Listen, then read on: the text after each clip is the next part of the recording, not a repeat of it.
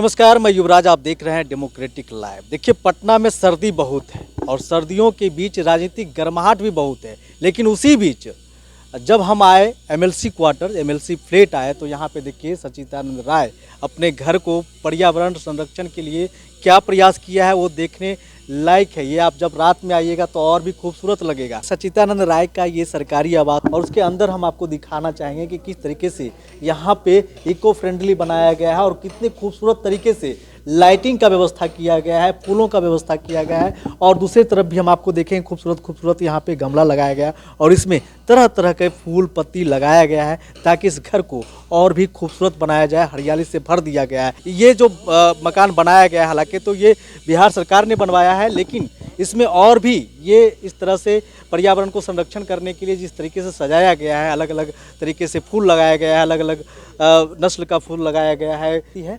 और देखिए किस तरह से डेकोरेट किया गया है यहाँ पे। और सच्चिदानंद राय ने इन पे बहुत ज़्यादा काम किया है, चूँकि उन्होंने कहा है कि हम पर्यावरण लवर हैं, उन्होंने पर्यावरण से बहुत प्यार किया है, इसीलिए उसको संरक्षण करने के लिए उन्होंने एक प्रयास किया है कि अगर आप लोग भी इस तरह से अपने घर को छोटे से जगह में भी अगर अपने घर को सजाना चाहते हैं तो ऐसे करके सजा सकते हैं। देखिए इसमें जो डेकोरेट किया गया है ये पूरा जो है नेचुरल है, ये बांस का बम्बू है और ये काठ का लकड़ी है, इससे ही इसमें फूल लगाया गया है और तरह तरह के फूल लगाया गया है। हर तरह का यहाँ पे फूलों का इस्तेमाल किया गया है। ये सर्दी के मौसम में, हालांकि पॉलिटिकल गर्माहट तो बहुत है, लेकिन उस बीच में आपको कम से कम ये राहत देगी कि इस तरह के जब आप एमएलसी फ्लैट आइएगा तो आपको सच्चिदानंद राय का मकान एक अलग ही लुक दे रहा है, लगेगा कि कुछ अलग जगह हम आ गए हैं। हालांकि सभी फ्लैट एक जैसा है, जितने भी यहाँ पे आप फ्लैट देखेंगे, जितने भी यहाँ पे दिया गया है, अलॉट किया गया है एमएलसी को, वो सभी का एक ही जैसा है, एक ही डिजाइन सभी का किया गया है। लेकिन जैसे ही आप 13 नंबर फ्लैट है और 13 नंबर फ्लैट पे जैसे ही आप आइएगा आपको इसका लुकिंग चेंज दिखेगा, क्योंकि इन्होंने इस पर काम किया है, खर्च किया है और ये इको फ्रेंडली बनाने के लिए बहुत ज़्यादा काम किया है। और इसके लिए एक एजेंसी भी हायर किया उन्होंने, और वो एजेंसी भी क्या कुछ बोल रहे हैं। पहले तो आप सच्चिदानंद राय को सुनिए वो क्या कुछ कर रहे हैं, उसके बाद हम सुनाते हैं आपको कि जो इस एजेंसी को सजाया है वो क्या कुछ कर रहे हैं। दोनों को आप सुनिए। मेरा हमेशा से मानना है, यहाँ मैं एमएलसी क्वार्टर है, चूँकि एमएलसी हूँ, एमएलसी क्वार्टर में एमएलसी में रहता हूँ, इसीलिए काम मैंने यहीं किया है। लेकिन मैं जहाँ भी रहता यह कार्य करता और एक नागरिक के रूप में करता। ये एक एमएलसी की जिम्मेवारी नहीं है कि अपने घर को जो है वो हरियाली से भर दे, लेकिन हर नागरिक की जिम्मेवारी है कि अपने घर में हरियाली लेकर आए। क्योंकि देखिए, जल जीवन हरियाली की हम बात करते हैं, ध्यान दीजिएगा, जल और हरियाली के बीच में जीवन है। अगर जल खत्म हो जाए, हरियाली खत्म हो जाए तो जीवन भी साथ साथ खत्म हो जाएगा। हम कलकत्ता में, हमारा जो व्यवसाय था या बच्चे करते हैं मेरे, वो व्यवसाय हम लोग टाउनशिप बनाते हैं, हम लोग मकान बनाते हैं। तो हमने शुरू से ही एक सिस्टम बना रखा है कि जब कोई मकान बनाएंगे, निश्चित रूप से कोई सृजन होता है तो कुछ विध्वंस भी होता है। जैसे सड़कें बनाते हैं तो पेड़ कटते हैं, आप देखते होंगे। तो उसी तरह से टाउनशिप बनाने में भी हम लोगों को जब आर्किटेक्चरल डिज़ाइन बनाते हैं तो कहीं कहीं पेड़ों को काटना पड़ता है। तो अगर एक जवान पेड़ को काटते हैं तो उसके पहले हम 10 पेड़ के पौधे लगा देते हैं और उसको सिंचित करने के लिए, उसको बचा कर रखने के लिए व्यवस्था कर देते हैं, माली तक लगा देते हैं, ताकि आने वाले कुछ वर्षों में वो जो एक जवान पेड़ गया था उसके बदले में 10 जवान पेड़ हमें मिले। अगर कोई तालाब या पोखर हमको किसी कारण से भरना पड़ता है तो ध्यान रखते हैं कि खाली स्थान जो भी हमारे टाउनशिप में हो, कम से कम उतना बड़ा या उससे भी ज़्यादा बड़ा हम एक पोखर या तालाब बनाएं और उसमें पानी रहे, इसका भी उपाय करें ताकि वो पानी से भरा रहे। और जहाँ भी काम करते हैं हम रेन वाटर को बाहर नहीं जाने देते, हम रेन वाटर को हार्वेस्ट करते हैं, मतलब रेन वाटर को सिंचित करके रखते हैं ताकि कभी आग वाग लगने पर वो फायर फाइटिंग के काम आए, नहीं तो जो गार्डनिंग किए हैं उसको सिंचित करने के काम आए। और इस तरह से हम लोग ने, जिसको हम लोग साधारण भाषा में ब्लू और ग्रीन कहते हैं, ब्लू मतलब वाटर, ग्रीन मतलब हरियाली, मतलब समझ रहे हैं पेड़ पौधे। तो हम लोग केवल ग्रे, बिल्डिंग जो बनता है वो ग्रे हो जाता है, तो केवल ग्रे कलर नहीं होना चाहिए कैनवास के ऊपर में। कैनवास में जब चित्र बने अगर उस टाउनशिप का मकान का, तो जितना ग्रे दिखे उससे कहीं कम ब्लू और ग्रीन ना दिखे, इस बात का हम लोग ख्याल रखते हैं। इसलिए ग्राउंड कवरेज कम से कम रखते हैं, उतना ही रखते हैं जितना कि हो सके। और जब वर्टिकल जाते हैं तो हम बरामदों के अंदर भी, जितने हमारे बरामदे हैं, हर जगह हमने इस बात की कोशिश करते हैं वहाँ पर कि वहाँ भी पौधा लगाने की जगह हो। हमारा एक भी ऐसा फ्लैट नहीं है जहाँ पर कि पौधा लगाने के लिए हमने जगह की व्यवस्था नहीं की है, बरामदों में या जंगलों के पास में वो है हर जगह। ये मैं पहले से था, ये एक सोच थी कि भाई देखिए विकास जब होगा, जब जब प्रगति करेंगे तो प्रकृति के साथ तो खिलवाड़ करेंगे।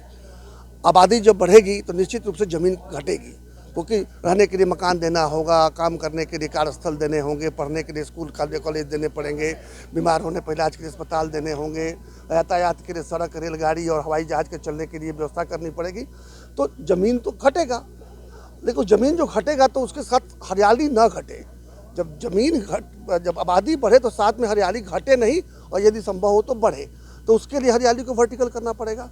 ये सीखने को हमको मिला। हमारे मित्र हैं सौरभ सरकार जी, IIT खड़गपुर में मेरे जूनियर थे, हैं तो टेक्नोलॉजिस्ट, इंजीनियर हैं, लेकिन जब व्यस्त जीवन उन्होंने अपनाया तो महसूस हुआ कि एक न एक दिन धरती की आबादी जैसे 800 करोड़ आज पहुंची है, वो 1000 करोड़ भी पहुंचेगी, और आबादी के साथ साथ हरियाली जो घटते जा रही है। तो एक ऐसा समय आएगा खास करके हमारे आने वाली पीढ़ियों के लिए, जबकि पानी और ऑक्सीजन बहुत महंगा होने जा रहा है, मतलब कि मिलना बंद हो जाएगा या बहुत इतना कम हो जाएगा कि उसकी कीमत को हम लोग अदा नहीं कर पाएंगे।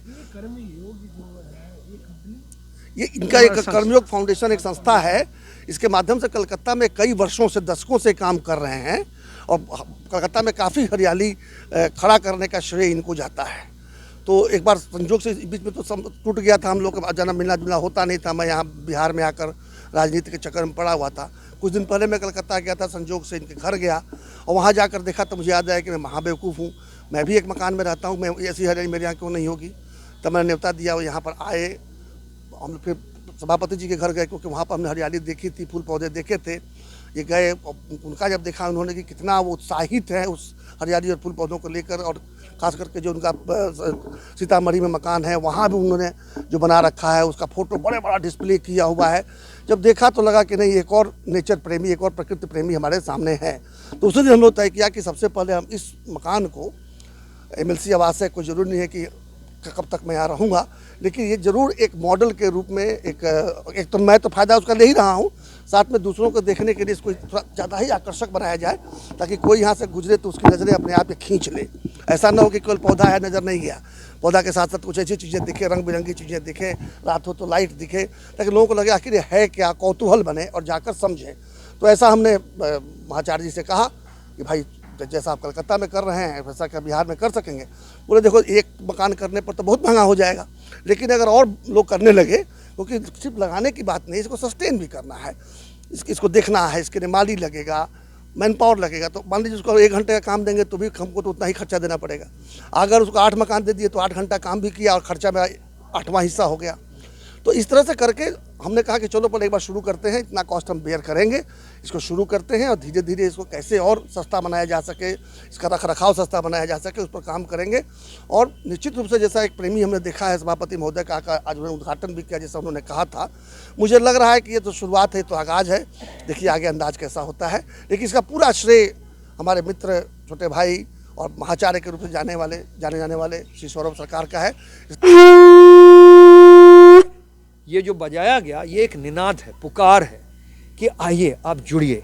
आप अंदर जाएंगे तो देखेंगे घंटी है। ये कोई धर्म का ही एक, कोई धर्म विशेष का, ये कोई ऐसा नहीं है, ये पुकार है। हर धर्म के लोग किसी ना किसी तरह से पुकारते हैं, तो हम पुकार रहे हैं लोगों को। ये हमारा ट्रेडिशन है, परंपरा है, और धर्म भी है, पर कोई छोटा सा धर्म, हिंदू धर्म, इस्लाम धर्म, क्रिश्चियन धर्म, जो पंथ की बात करते हैं वैसा नहीं है।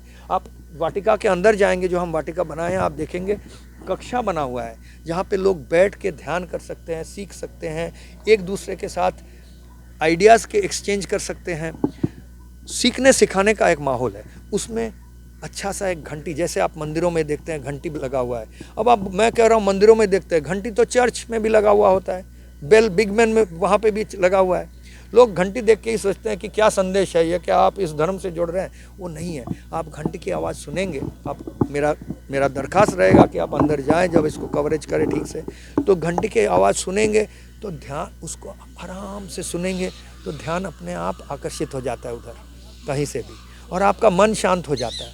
तो एक माहौल बनता है। इस तरीके से आपसे जुड़ना भी चाहे तो क्या कॉस्ट बोलेगा? देखिए, पहला तो समझना है, हर कोई ये प्रश्न पूछता है कॉस्ट क्या है। मैं बोलता हूँ कि ये समझने की गलती है। ये कॉस्ट फैक्टर के पहले मैं बोल रहा हूँ कि ये अर्निंग का एक उपाय है। हर कोई सोचता है कि ग्रीनरी करेंगे, बागान करेंगे, जैसे कोई आप गाड़ी खरीदते हैं तो सोचते हैं उसका कॉस्ट कितना है।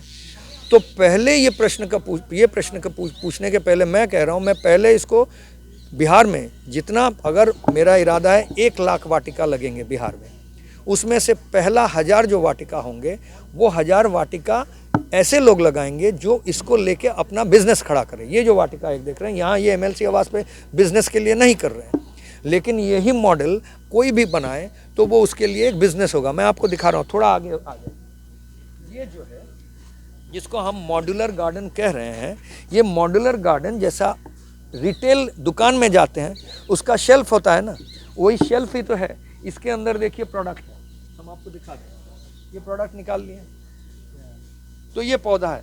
अच्छा, ये टोयोटा गाड़ी है, इसके अंदर ये तेल है। जैसा आप गाड़ी खरीदते हैं उसमें तेल लाते हैं तब जाके, तो उसमें लाइटिंग किया हुआ है। तो ये जो मॉड्यूल्स है जो इको फ्रेंडली, वो भी हम मॉड्यूल लोहा, प्लास्टिक ये सब से नहीं बनाए हैं। हम बांस, बैम्बू, ये आसाम से ये लेके आए हैं बांस, इको फ्रेंडली जो है ऐसे चीज़ों से बनाए हैं। इसमें लाइटिंग दिए हैं, शाम के वक्त आप देखेंगे तो ये इतना सुंदर लगता है, जैसे लगता है कि रोज़ दिन दिवाली लगा हुआ है। तो इस लाइटिंग से पौधों का एक अलग निखारी होता है। तो ये एक शेल्फ के जैसा है। तो आपका जो प्रश्न था कॉस्ट कितना है, सबसे पहले तो 5 लाख से लेके 50 लाख 60 लाख तक इसका जो दुकान है, जो बिज़नेस है वो बिठाने का इन्वेस्टमेंट है। ये कर लिए, वो अब इन्वेस्टमेंट कर रहे हैं, बिज़नेस कर रहे हैं, तो उनको रोज़गार कैसे होगा। वो अब उनके इर्द गिर्द में जो 50, 100, 200 घर हैं, वो सब आके बोलेंगे मेरा कैसे हो सकता है ऐसे, तो उनका घर को ऐसा करने का जिम्मा वो लेते हैं। उनके लिए खर्चा कम है। जो अब आ गया जो खर्च की बात, तो उनके लिए खर्चा कम है। 10,000 में भी हो सकता है, 15,000 में भी हो सकता है, 25,000, 50,000 एक फर्स्ट टाइम करने के लिए। तो वो तो हर कोई घर को इतना नहीं करेगा, इतना करना चाहे तो 5 लाख खर्चा हो जाएगा। लेकिन किसी का अपना एक छोटा बैल्कनी है, छोटा एक जगह है, उसमें करेगा, छोटा बागान है, उसमें 5, 10, 15, 20,000 खर्चा करेगा। नहीं, ये सीजनल है, ये सीजनल है। ये तो आपको दिखा दिया, इसको उठा के लेके बदल देंगे। फूल ही नहीं, आपको वो दिखा रहे हैं। इसमें हम लोग वेजिटेबल भी लगाते हैं कलकत्ता में। यहाँ पे हम कुछ लाए हैं वेजिटेबल्स। वैसे ये सारे पौधे जो हैं वो हम कलकत्ता से लाना पड़ा, क्योंकि यहाँ मिलता ही नहीं है। मैं यहाँ खबर किया, हाजीपुर में गया तो वहाँ देखा, वहाँ पे भी जो नर्सरी में जो बिक रहे हैं वो कलकत्ता से ला के बेच रहे हैं। तो क्यों ना बिहार में, ये ऐसा कुछ नहीं है जो ये यहाँ के क्लाइमेट में नहीं होगा, यहाँ का मिट्टी में नहीं होगा। यहाँ लोगों का ट्रेनिंग नहीं है, ये जागरूकता नहीं है कि इसकी, और ये डिमांड तो है, हर कोई देखेगा।